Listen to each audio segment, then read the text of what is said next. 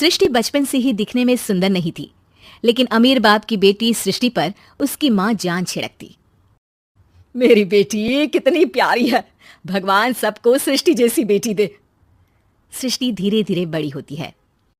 एक दिन सृष्टि की सहेली कहती है, तू दिखने में कितनी अजीब सी है, लेकिन मैं जानती हूँ हम सब में सबसे अच्छी शादी तो तेरी ही होगी। तेरे पापा अमीर जो हैं। और बता नहीं सकते यार, दहेज तो हर कोई देता है, ये क्या ज्यादा ले जाएगी अपने पति के लिए? अरे बड़े शहर में कोठी है इसके पापा की। अरे पापा की है ना, कौन सी इसकी है? इसकी होती तब तो कोई भी लड़का इससे शादी कर लेता। अरे पापा की मतलब पापा की है तो मेरी ही है ना? किसने कहा? अब तेरी तो तब होगी ना जब तेरा भाई ना हो। वैसे भी शादी के बाद सारी प्रॉपर्टी भाई के नाम होती है। सृष्टि समझ जाती है कि उसे किसी भी हालत में माँ बाप की सारी प्रॉपर्टी को अपने नाम करना है, लेकिन कैसे? एक दिन सृष्टि का भाई शीनू कहता है, बहन क्या कर रही है? तुझसे एक बात करनी है। अरे हाँ हाँ करना, मैं तो तेरी बहन हूँ।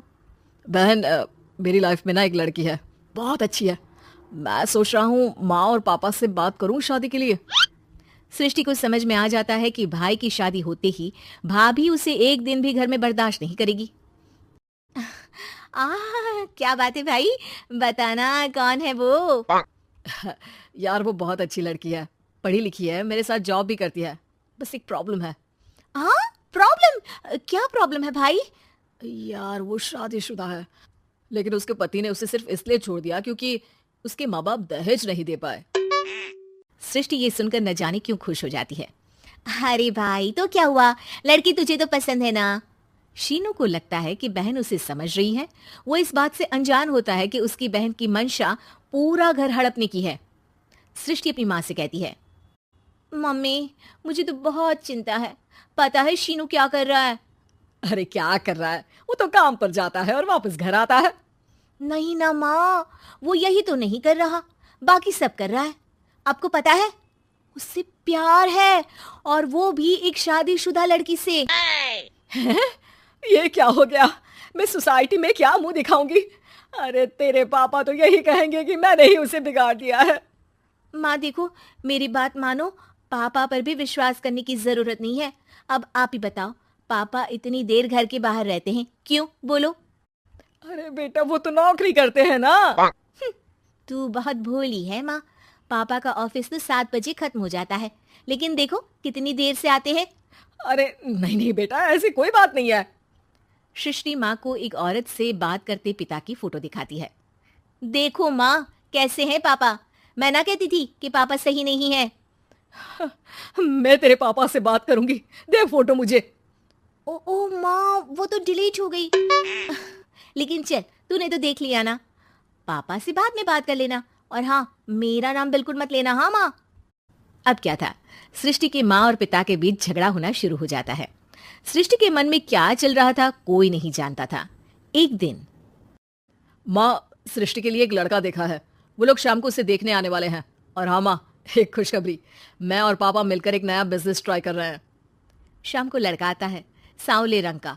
सृष्टि को तो बिल्कुल भी पसंद नहीं आता। लड़की की माँ कहती है, लड़की का चेहरा तो कोई खास नहीं, लेकिन अगर मेरे बेटे को आप लोग सेटल कर दें तो मैं उसकी शादी आपकी बेटी से करवा दूं। सृष्टि को लड़का बिल्कुल पसंद नहीं था। उसे भाई पर गुस्सा आ जाता है।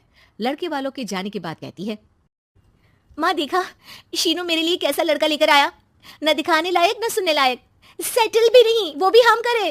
अरे माँ मैं जानती हूँ ये मेरी शादी किसी भी घर में क्यों करवाना चाहता है। अरे कैसी बात कर रही है बहन, तूने तो देखा ना, लड़के को मैंने ही मना कर दिया तुझसे शादी के लिए।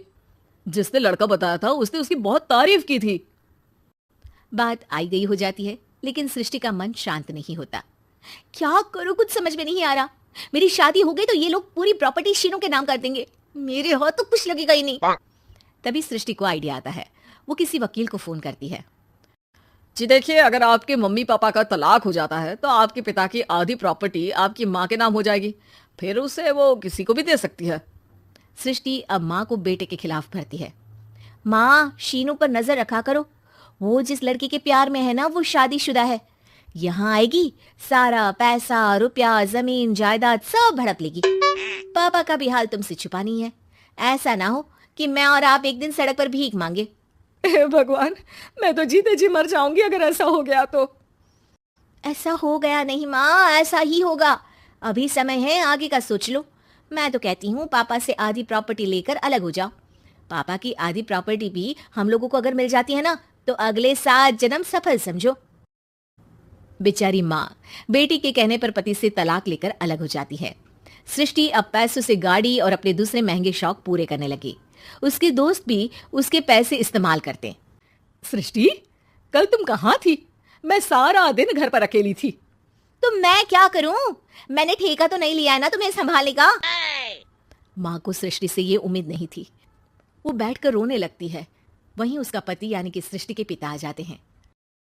मैं जानता था कि तुम्हारा यही हाल होगा, तो आपने मुझे रोका क्यों नहीं? मैं रोकता तो तुम रुकती क्या? सृष्टि के कहने पर तुमने मुझ पर, अपने बेटे पर शक किया, लेकिन तुम ये भूल गई कि कैसे हम दोनों ने मिलकर जीवन में इतना सब खड़ा किया। माँ पति के गले लग जाती है। मुझे माफ कर दीजिए, मैंने आपकी कमाई का एक बड़ा हिस्सा गवा दिया। कोई बात नहीं, तुम साथ हो तो मैं ऐसी 7 प्रॉपर्टी खड़ी कर दूंगा। तभी वहां सृष्टि आ जाती है रोते हुए। माँ, मयंक ने मुझे छोड़ दिया। वो बोल रहा था जब तक मेरे पास पैसे थे तब तक ही वो मेरे साथ था। पापा, माँ, मुझे माफ कर दीजिए।